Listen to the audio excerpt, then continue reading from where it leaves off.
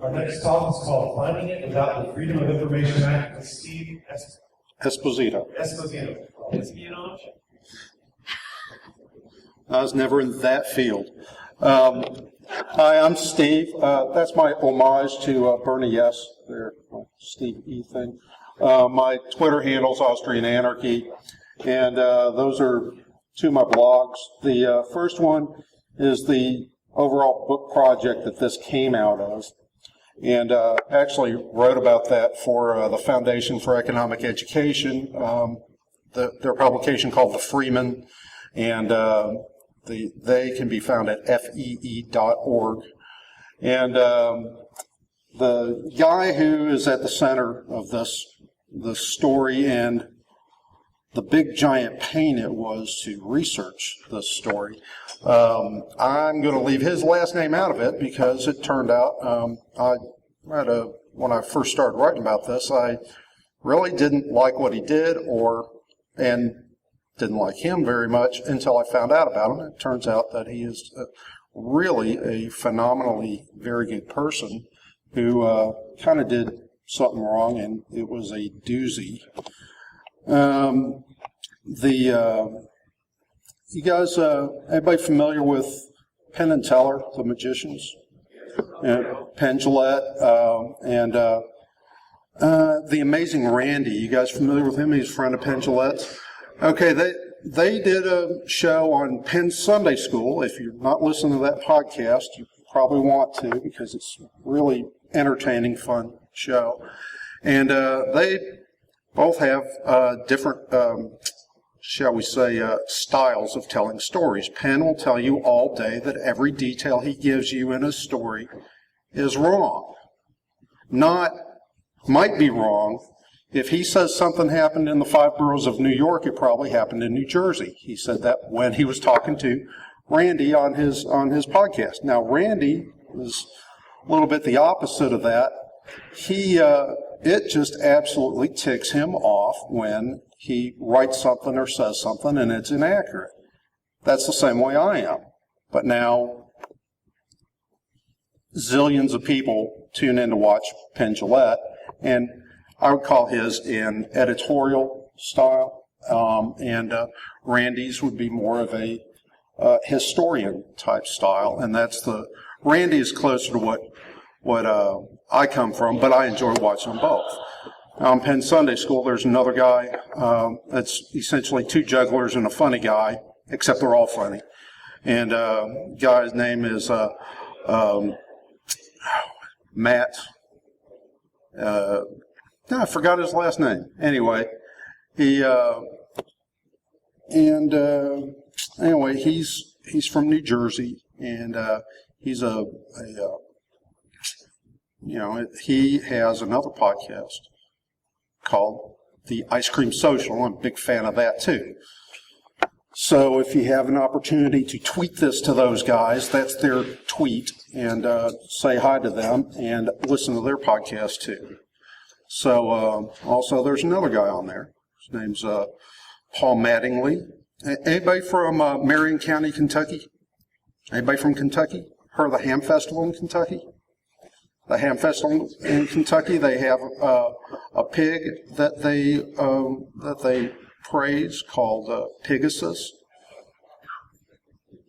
If anybody remembers the Youth International Party, 1968, they nominated Pegasus for president. And it appears that those two are not related at all, which kind of goes into a little bit about researching anything. You run into a whole lot of stuff that appears to be the same thing, comes by the same name, and has absolutely no relation with each other at all. So, this top one is a mile away from the Knoxville FBI building. This mansion, the government right here, is the Knoxville, Tennessee FBI building. One of the guys that I'm going to talk about used to work at the previous building that was downtown Knoxville, much more modest building. This is the book I've been working on. I don't know. Can you guys in the back see the face on there? well, it's hard to read, but it's because it's prototype cover. But I studied Chip Kidd on learning how to make book covers. I've made that myself. Down here is the blurb. When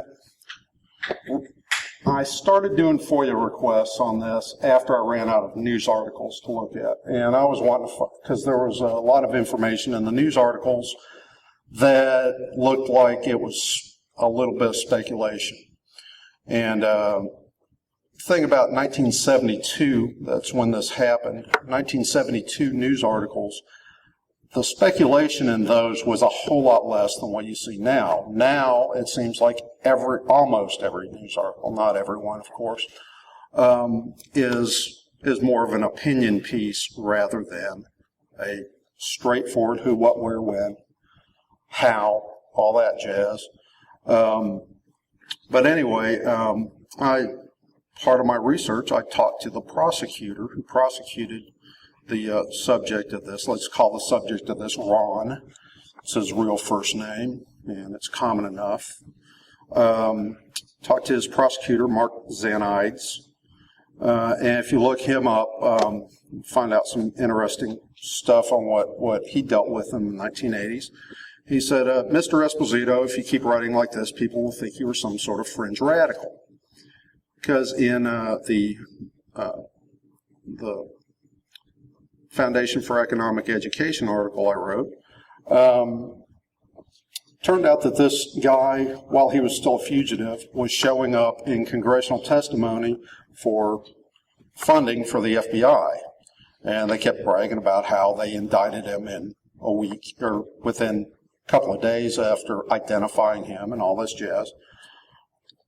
Never saw one congressperson in the whole thing ask, well, where is this guy and how come he's not in jail? And that was what Mr. Zanides was objecting to in the tone of my article. So anyway, this is how, now this story I was 10 years old when the story broke. And since my computer didn't want to play nice earlier during rehearsal, I'm going to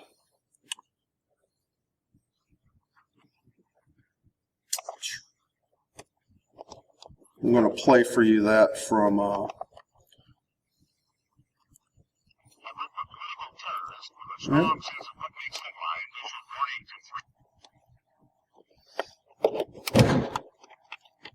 try it that way. And now, a group of political terrorists with a strong sense of what makes headlines issued warnings in 3 major cities today that time bombs had been planted in a number of the most secure American institutions, the banks. The terrorists, in anonymous letters to news media, said they wanted to show how effective they could be in a campaign to free all political prisoners in the United States. Police, working from information contained in the letters, later found and disarmed bombs that had been placed in vaults in 8 banks in New York, Chicago, and San Francisco. Authorities in San Francisco disclosed that a bomb planted in another bank had exploded there last September but caused no injuries. The letters referred to long-range timers in the bombs, which supposedly were put in place 7 months ago. The terrorists said such devices could be useful in the future in plots to take over, quote, a luxury hotel, a corporate office building, or a superhighway. And they indicated that at some point they might use an announcement of an undisclosed bomb as a lever to win the release of political prisoners. The letters ended with an appeal to remember George Jackson and Sam Melville. Jackson, one of the Soledad brothers, was killed in an escape attempt at San Quentin last August. Melville was among prisoners killed in the Attica, New York riots. Good evening. In San Francisco, in Chicago, and in New York today, police were alerted that there were bombs planted many months ago in a total of 9 banks. Letters sent to newspapers and broadcasters warned it was the start of a new campaign to secure the release of, quote, political prisoners. Police were mobilized, and the letters supplied the names of the banks, the numbers of the safe deposit boxes, and in some cases even the keys. With that, the bomb squads moved in. An unidentified group of activists determined, they said, to free political prisoners today gave the police of New York, Chicago, and San Francisco a frightening demonstration of their intentions. Newspapers and radio stations in Chicago and San Francisco received long, handwritten, unsigned letters. The letters said that time bombs had been placed last July in safe deposit boxes in 9 banks in 3 cities and could go off at any time. The banks were named, numbers of the boxes given, and a safe deposit box key attached to each letter. The bombs had been planted. They were real, but they didn't go off. Bomb squads waited at the 9 banks for time locks to open the vaults. Carefully and nervously, they opened or drilled open each box, took out a bomb, and defused it. Only one bank, a Bank of America branch in San Francisco, contained no bomb. It apparently exploded last September, doing only minor damage. Here's how the delicate job was accomplished from coast to coast. Okay, that was the beginning. This story opened the news on all 3 of the major networks, same day, which back then, these days, that might not be that big of a deal, but back then, it had to be a really big story for all 3 of the networks at the same time, at top of the news to announce this. Now, these are the notes, the handwritten notes that these are the handwritten notes that they talked about. The top one is the Chicago Daily News. It was sent to Mike Royko, who was at that time either the biggest or second biggest syndicated columnist in the United States. And the bottom is the ABC, the same thing that appeared on ABC. And I wanted to get a look at those, and so that was part of what my FOIA request to the FBI was about this. Now, here's a couple of things about doing a FOIA request on something like this. They're going to be hesitant to give you anything if the subject of the event is alive, and it appears that they will use anybody connected with the event to say there's somebody still alive and just not give you anything. I asked for these notes. I asked for the list of the components. I asked for, they identified the guy in about a week. I asked for his copies of his wanted posters, and I asked for copies of any statements that the FBI had given because to the press, because there was numerous news articles referenced a news conference that the Director of Justice and the FBI Director J. Edgar Hoover had given to the press. They denied every bit of that under the reason that this guy is still alive. Well, he was still alive when they put the FBI posters out. He was still alive when they were talking about it. He was still alive when, I'll tell you a little bit later how I ended up getting the press release. He was alive when they released to the press his Social Security number, which the San Francisco Chronicle published. And it was on his wanted posters, along with all of his aliases and all these Social Security numbers he was using under his aliases. And this is my forgery of the notes, because I'll tell you in a minute where I found a copy of his notes. He hand wrote these notes, sent them to news people all across the country. Royko, also Walter Cronkite. Let's see, there were 14, I think, listed in his indictment, and each one was a count each one was a criminal count of intimidation of some kind. Let's see. Well, let me see if this will play nicer, because you guys are interested in the hack, right? What they found was a new type of bomb, which could sit dormant for up to 7 months before exploding. What we have here, gentlemen, is an electric calendar clock and a battery recharger. A hole was drilled in the face of the clock, so the clock was to serve as a switch. batteries were in the charger, which served as a source of power, and the battery recharger was further loaded with approximately a half a pound of what appears to be smokeless powder. This, in my opinion, would make an effective bomb under the circumstances. Lieutenant, how much damage could it have done? I would say it would probably blow the face off the safe deposit box, and possibly could seriously injure or kill somebody who was right in that vicinity. By the way, those were the NBC and CBS broadcasts where they actually had, excuse me, they actually had Lieutenant Kenneth O'Neill of the New York Bomb Squad talking about the bombs.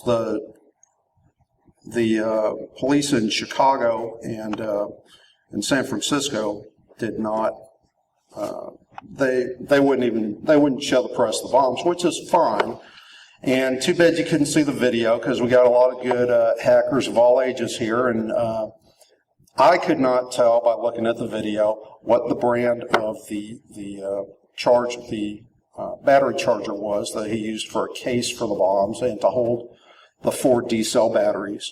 And also he used a calendar clock. Now, if you were anybody familiar with a calendar clock, because they are really out of style now. It was an analog clock that had the day and the date on it, and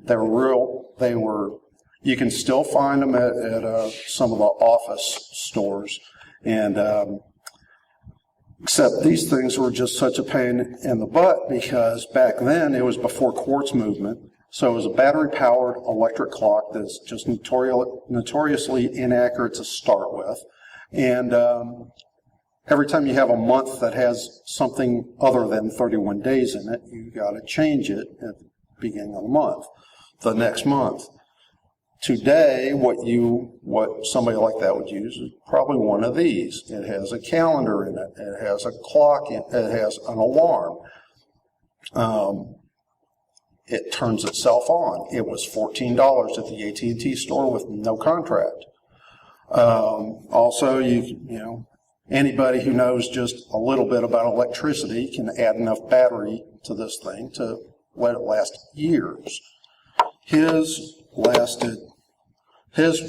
ran about 7 months. You've got a 7-day register, Monday through Sunday, Sunday through Saturday, and you've got 31 days, 7 times 31, 271, 7 months. The effect he was wanting, or that he was threatening, was to put bombs perhaps in wet concrete building under construction to get an effect like this.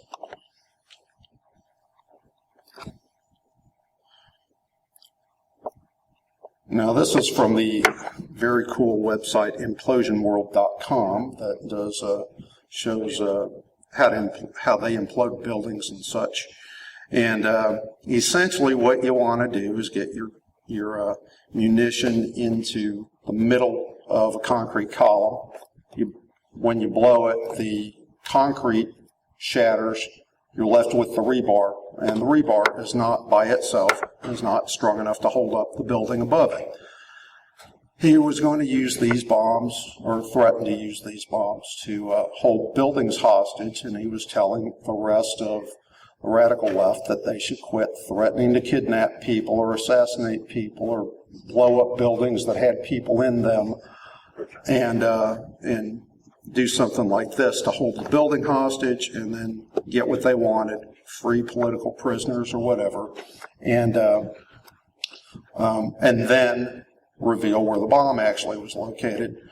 Because if you put that in on, say, the second floor of a building and then build some more building above it for 5 months, then if the thing goes off, you've pretty much ruined the whole building. You don't have to knock the whole thing down.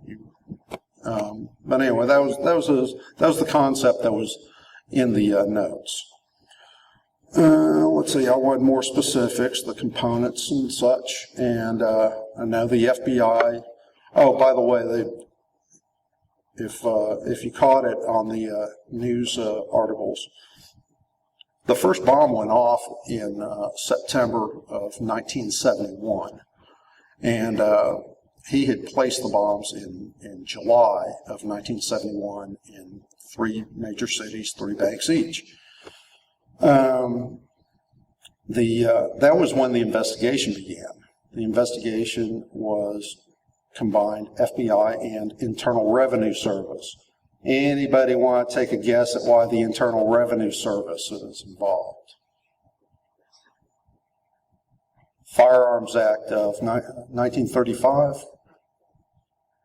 The IRS was the ones who enforced taxation of explosive devices, and nobody had paid taxes on these bombs.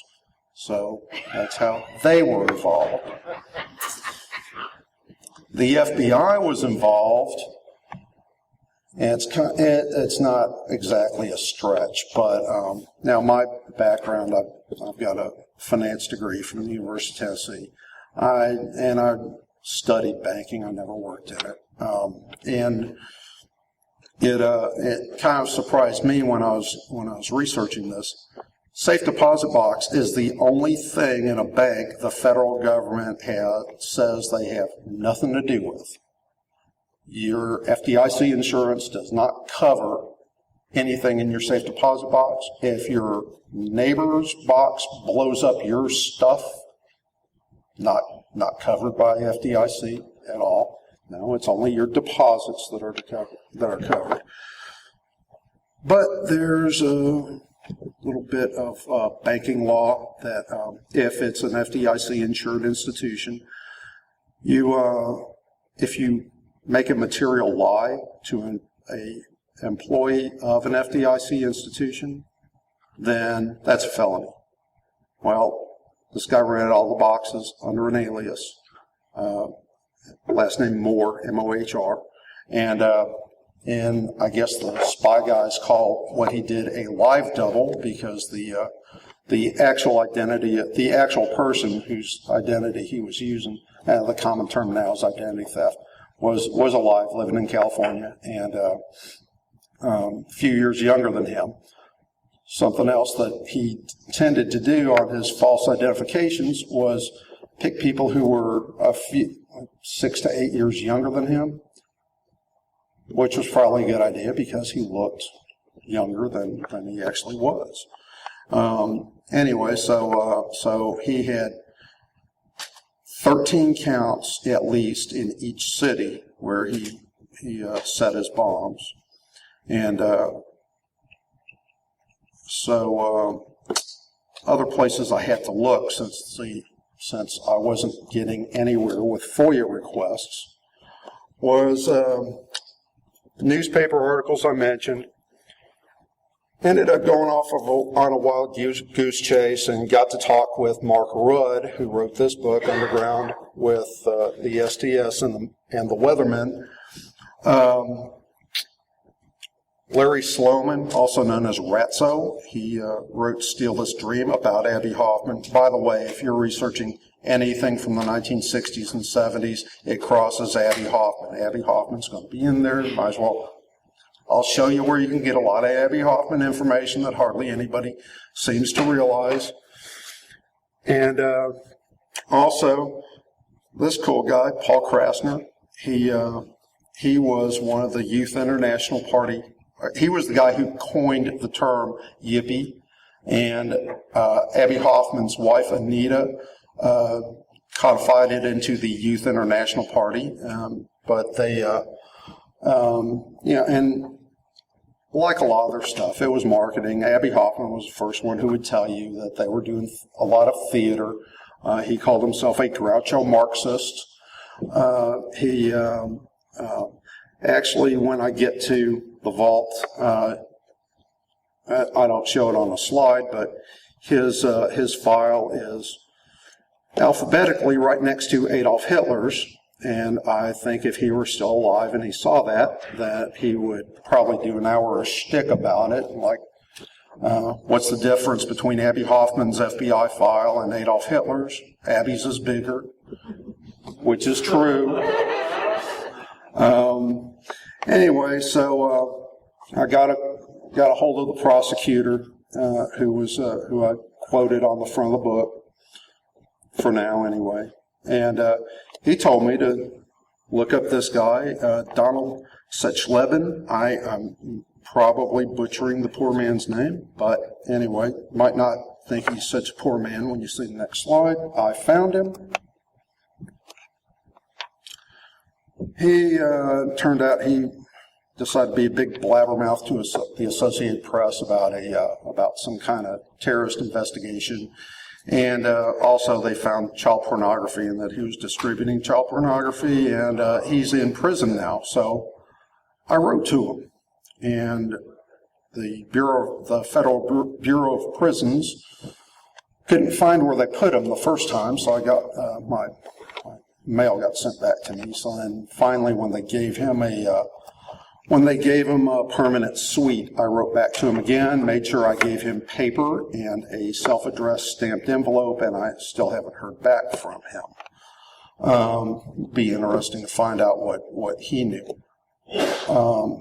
One of the things I was trying to find out was if that first bomb, actually this is an error I made in my article at the Freeman.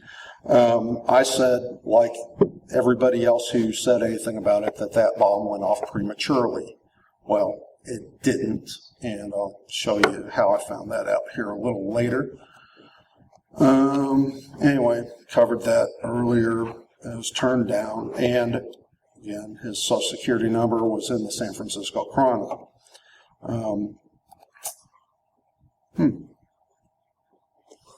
That's the image that's on the cover of the book that's not visible enough right now, the one on the left. This is his wanted poster from 1972. I found it on eBay. If you're researching anything to do with banks and people who are messing with banks from this period, they're putting all their old wanted posters on eBay. And this was I think I got this from a savings and loan in Maryland or something. Anyway, that's the version that went to the banks. That's also the version that was on the set of Barney Miller behind Wojciechowicz's desk. I think it was the last 2 episodes of season 1 and one of the early episodes of season 2. So, the FBI gave them a copy. They wouldn't give me a copy. Oh, by the way, Barney Miller, love that show. And on my YouTube channel, I got plenty of Barney Miller on there. Also, there's 2 episodes that the owners of the copyright to Barney Miller apparently think it's just perfectly cool and fine that I have them in full on my, or as full as I could get them on my blog or on my YouTube channel, because there was a copy. I just acknowledged that it was somebody else's material, and they said, "Groovy, okay, go ahead." At least that's what they told the YouTube people. Here's another wanted poster. This is the version that would be that. Actually, I saw this in the post office when I was a kid in Matson, Illinois. Okay, this guy never got arrested until 1986 for anything. What's that at the top of it? Full fingerprint set. Full professional fingerprint set. Now, it took the FBI a week to identify him, even though he left fingerprints all over everything. And Mike Royko, in his article, after they identified him, Mike Royko wrote about him in his column. And he seemed to think that, well, leave your fingerprints just everywhere, you're going to get caught in short order. If short order to you is 14 years, then that's fine. Excuse me. Those are from one of his enlistments in the Army in the late 1950s. After he graduated from high school, he enlisted in the Army for did 2 years of active duty. Afterwards, he got a passport, traveled Europe, came back to the United States. Anybody want to venture a guess? I don't know if you got to look at the handwriting on the notes very well. Anybody want to venture a guess at the educational level of this guy at the time he planted his bombs? Okay, he put the bombs in 1971. A few years before that, he had amassed a bachelor's in psychology, a master's in psychology, and a PhD in behavioral psychology from Stanford University. While he was at Stanford, now get into the good part. While he was at Stanford, he worked on the Freedom Summer Project, 1964. That's where he met Abby Hoffman. He worked did civil rights work in Mississippi. After, who was it? Now I'm forgetting, Stokely Carmichael, I think. After he took over SNCC, the Student Nonviolent Coordinating Committee, he segregated that effort and told all the white guys to go back to their neighborhoods and work their neighborhoods, and told the black people involved that this is our community and we need to work this. Well, he continued to work in Mississippi. I think he got injured pretty badly there once, and his life was threatened the whole time he was working there.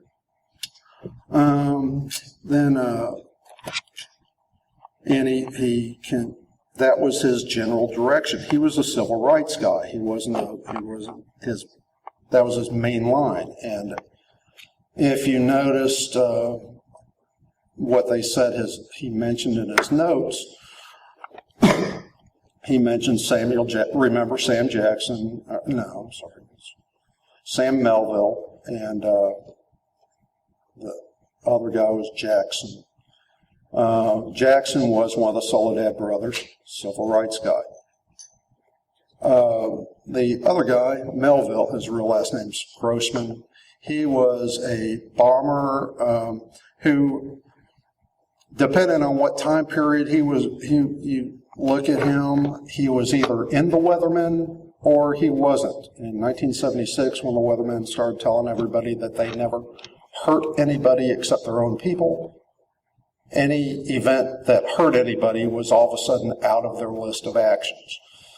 Back then, the Weathermen had done bombings to avenge Melville, to avenge his death. He got killed in the Attica riot in New York. Anyway, now that guy had started off as a protesting. He was an architect for Bank of America. When the Bank of America was going to open a bank in South Africa, he objected to working on that project, and he got pissed off and started bombing stuff like Bank of America buildings. Bank of America building, San Francisco, was where this guy's bomb went off, the only one that went off. Every article for a year about this guy linked him to the Weathermen. Well, he wasn't a Weatherman guy at all. And I would have been able to find that out a little bit faster if the FBI would have coughed up some documentation, but they didn't, so I had to find it out through other means, like talking to Mark Rudd and another guy named Matt Steen. Matt Steen was in the Weathermen, too. He was the first of the Weathermen to come out from underground. Did an interview with CBS with Dan Rather on 60 Minutes in October 1977. And guess which episode of 60 Minutes from October 1977 CBS can't find? That one. At least last time I asked them. So, hopefully if this gets around, that'll change. Anyway, that was a wild goose chase. This was the FBI Gazette, the Law Enforcement Gazette, I think. Law Enforcement Bulletin. There he is at the top. This was the one that caught him. Not his fingerprints. It was a police officer in Los Angeles who the police officer's wife was friends with this guy's wife, with Ron's wife, Dr. Ron. And he recognized him and called the FBI and said, hey, I think I know that guy when he saw this picture. Then the FBI went down to, by that time, the couple had moved to San Francisco. The wife had no idea his real name or his background or any of that stuff. And that's where he was arrested. Tried to get his arrest file from the San Francisco Police Department. Didn't get even a response from them. So, and that was also trying to do it on FOIA. Okay, now earlier, this video actually worked in here. Like I mentioned a few times. Okay, that guy right there, that's Paul Krasner. That guy right there, Abby Hoffman. The guy with the hat, with the hard hat, that's Dr. Ron. This is some footage from ABC after he was indicted, and they had footage of him at this is the 1968 Festival of Life that the Yippies did in Chicago, in the shadow of the Democratic National Convention. And he was, and this is at the Conspiracy 7 trial at the office, the defense office for them. He, like I said, he was one of Abby Hoffman's friends, and he was Abby Hoffman's guard during the 1968 convention. And did I mention earlier that I'd been to a couple of the Hopes and SummerCon?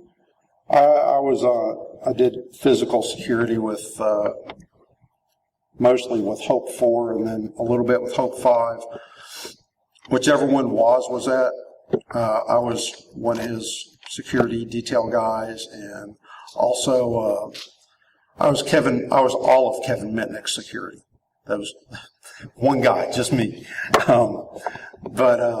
But anyway, he's a cool guy, and but Woz got stuck in an elevator with Woz. I'm surprised that the elevator hacker guys who go to different conventions don't mention Woz getting stuck in an elevator on his way to the keynote speech at Hope 5.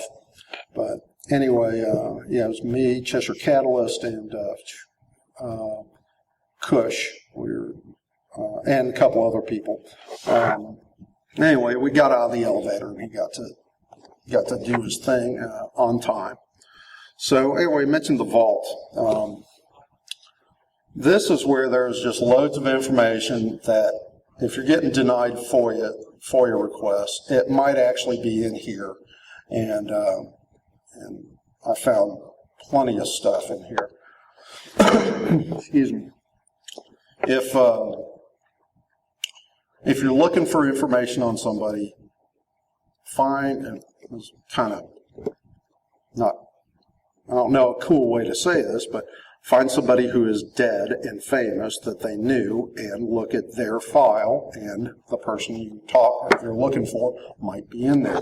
If you notice, this says Abby Hoffman, part 1 of 50. And this is the first web page you get. There's a page 2.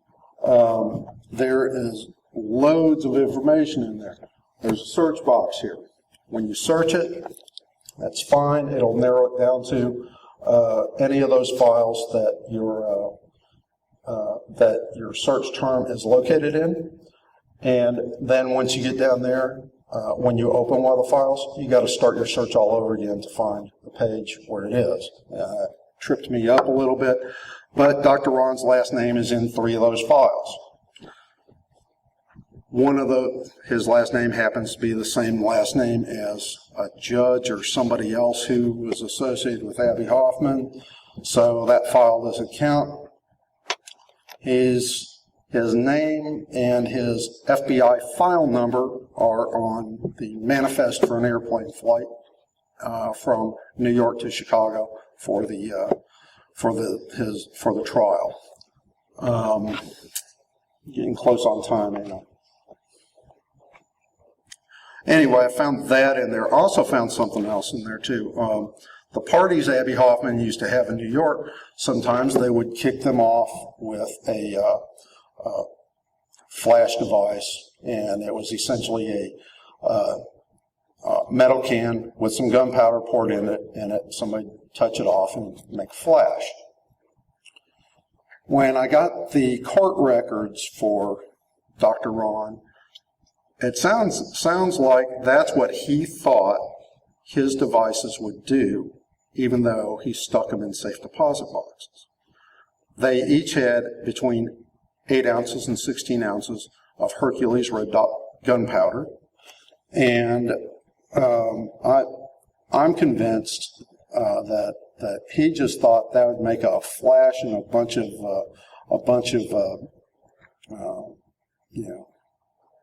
of smell and all that, and not create the explosion that he actually created. Also, he set the one that went off to happen on Labor Day weekend, in the middle of the weekend, when there shouldn't be anybody involved. Problem with that from us kind of technology-leaning folks, if you've got clocks that are that crappy, it might not be going off exactly the time that you think they're going to go off. Something else about those bombs, though. Those were finely crafted bombs, and now anybody who looked at those bombs would know immediately that the weathermen didn't do it, because the weathermen's bombs were crap. That's really, you can fake bad, but you can't fake good. You can't fake, if you're not an artesian, you can't fake artesian. Did I say that big word right? So, anyway, and as a blurb from the FBI site, thought it was amusing. It says, included here are many new FBI files that have been released to the public but never added to this website. This is on this website. They're telling you they got a bunch of files that were never on this website that are on this website. And anyway, after my head got done exploding trying to read this, I moved on. Let's see. That's jazz I already talked about. Mike Royko. Mike Royko's file is in the vault too. Now, his kids did not know that his file that he even had an FBI file. I contacted his kids doing my research. And here's from the Domestic Intelligence Division report from the FBI. And I was looking for the note, and gee whiz, look what I found. The whole note that they said I couldn't have because Dr. Ron is still alive is sitting right there in Mike Royko's FBI file. And he's got a bunch of other cool, he's got a small file, but this was in there. Got court documents. Looked in the vault for the reporters, because this was after I found that. So when I got the court documents, I found the other reporters that received notes, and I started looking for them. Didn't find anything right off. We've got in here later, David Brinkley. He was a recipient. I did a FOIA on him for his file. I received his file the day after I was approved for this. It showed up in the mail. And it didn't have anything to do with this bomb plot. It had some pretty cool, interesting stuff. It started in 1944, ended in 1972 or 1973, but there was nothing in there about this bombing plot. J. Edgar Hoover. That's the thing about FOIA, too. It's not enough that the person's dead. The FBI has to know they're dead before they're going to give you information on them. Well, J. Edgar Hoover is somebody with a lot of records. And if anybody knows he's dead, the FBI knows he's dead. And it's just, at the time, he just had some stuff I wasn't interested in. I'm sure other people are interested in his funeral arrangements and the crap that was in his office and stuff, but I wasn't. So anyway, I eventually got, when I asked for it in a special way, asked for his public press releases and stuff from the month of January 1972. I got the press release, what they told the press. They didn't tell the press he was involved with the weathermen at all. That was, and later I found another thing that he wrote. He died later on in 1972. And then later on I found an article he wrote that has Dr. Ron as a lone wolf, and if anybody knows if he had any connections to anybody else, it'd be J. Edgar Hoover when he's writing a paper for a law journal. Not that you can believe everything that J. Edgar Hoover ever said or believed, but when he would have been in a different category if he was connected with another organization. Let's see, Walter Cronkite. Heard him on there. He died in, I forgot what year he died, but his file went into the vault 2011 or so. And one of the things I was looking for was bomb components. And you notice, now this isn't, they didn't make a mistake and fail to redact his file. There's redactions all over the place. And I did try to look at it as just text, and they really redacted it. They didn't leave junk there. So this page was the page I've been looking for months. Each explosive device contained at above banks consisted of a Bradley cordless electric repeat alarm calendar clock made in Japan, model 202. 4 holes drilled through the crystal over day and date. Wired to a Mallory Duracell battery charger equipped with 4 size D Duracell batteries. Bottom of charger was removed and interior wiring had been rewired to the batteries as power source. Also, approximately 8 ounces of Hercules Red Dot smokeless gunpowder was packed inside, as was 1 Sylvania Blue Dot S52 flash bulb. Actually, Sylvania never made that model of flash bulb. It was most probably an S25, and I found that out because there's actually a flashbulb expert on the internet, because there appears to be a substantial new old stock flashbulb collecting bunch of people around the world. So anyway, I wrote to him, and we wrote back and forth and did our own speculation, figured it out. Check every page when you do your Google searches. This is from the Brazilian Special Police. The FBI wired them in 1972 to be on the lookout for this guy. It lists his passport numbers. It only lists 2 of them, the one in his real name and the one under his alias. Oh, by the way, while his bombs were ticking down in the banks, he was on a second enlistment under a false name in basic training in the Army. And when the first bomb went off, he was in basic training. And that jazz about the FBI being able to match latent fingerprints to known fingerprints in 3.5 minutes is a bunch of hooey. Well, maybe not a bunch of hooey, because they actually have to have the fingerprints from the Army. The Army didn't give anybody his fingerprints until they declared him AWOL in December of 1971, or January 1972, depending on which version you believe. But anyway, this came up on a Google search when I was searching for his aliases and his name together, and it was about 20 pages in. But anyway, in Brazil, it declassified a bunch of their documentation. This came from archive.org.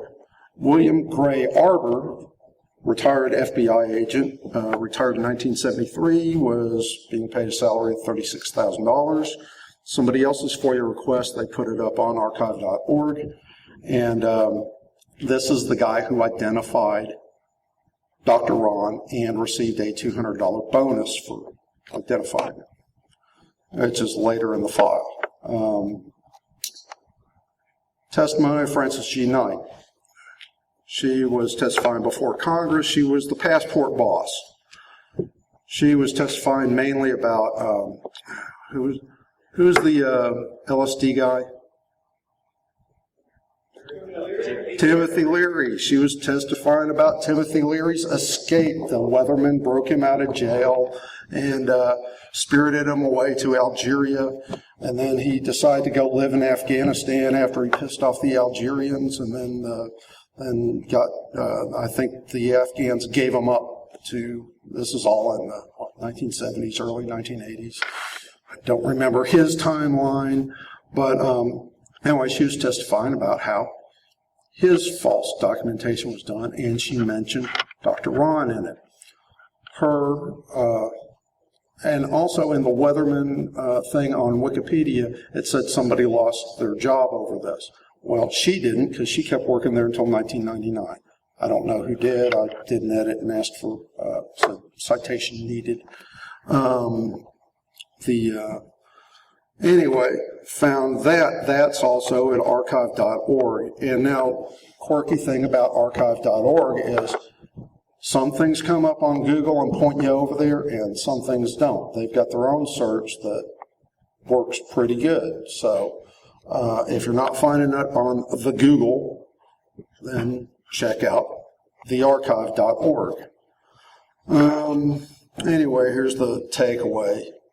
If you find something, say something to archive.org, and also make your own copy, because there's a bunch of stuff that I found and then couldn't find again later, and I was kicking myself for not making a copy of it. Okay, that's all I've got for my presentation, and open the floor to questions if you like. Wow, I must have covered this well. Huh? What's your day job? I work these days I work for a local government and county level in East Tennessee, and I started working on this long before I ever got that job, and it's almost as far as its relevancy is almost as irrelevant as you get to this. I work with air pollution control. You mentioned that this happened when you were 10 years old. What inspired you to go on this journey into this case? I remembered this all of this time. And the thing, it was the hack of it. It was like, how do you make, back then, it was like, how do you make a time bomb, a 7-month-long timer? And then the other side of it was, how do you detect that if somebody did that? And, short of dogs going through the bank vault, I still really don't know, because electrical clocks, especially the ones now, don't make a lot of noise. You're going to put a microphone in every safe deposit box and all that, so that's not going to work. So you're pretty much not going to detect this if somebody puts it together. Now, I did talk to some concrete guys over the years, and sticking something like that in their concrete, doesn't sound like that's happening. Concrete guys on a construction site are, unless you are the concrete guy, then you're probably not going to be able to get away with that. Anyway, it stuck with me all this time, and thing was, over the years, I would ask people about it. They didn't know anything about it. They didn't remember anything about it. And finally, a Google search about 2 years ago, I finally came across one article about it, and then I had his name. I remembered the wrong year. I thought it was 1971. It was 1972, and when the news broke, anyway. And that's when the whole thing opened up. And then the hard part about that was evaluating the information that was out there, which is correct and which is not. That's it. And, finding other sources of information to fill the holes. So.